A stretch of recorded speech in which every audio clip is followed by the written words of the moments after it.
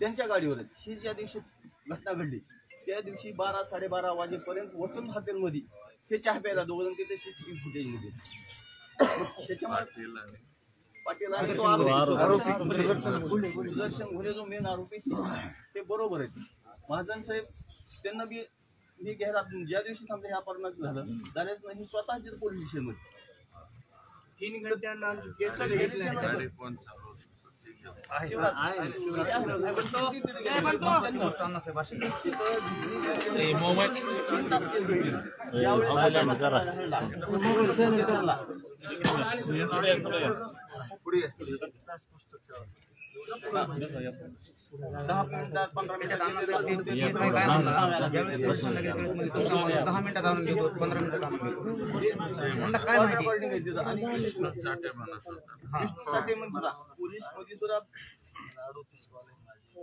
एक इन्कमिंग आहे फक्त तुमचा माणूस 20 मिनिटात येईल तुम्ही आले की मला फोन करायचा. तुम्ही आईला फोन करत होतो आणि मी म्हणलं मला गावात आला की लगेच करीन कॉल किंवा जिथं सोडलं तिथे की मी इथे आलोय ती आणि व्यवस्थित 2.5-3 घंटे ह्याच गोष्टीमध्ये मला तिथून बाहेर निघता आलं नाही ना आशेनं खूप म्हणला ना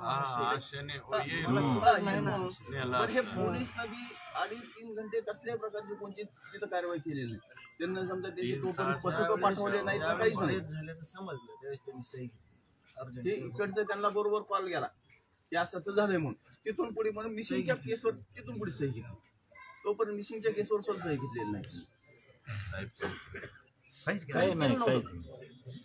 आता ते आपल्या FIR वर तारीख आणि वेळ पण येते ना आपली 40 मिनिटं त्याच्यात जबाबदार महाजन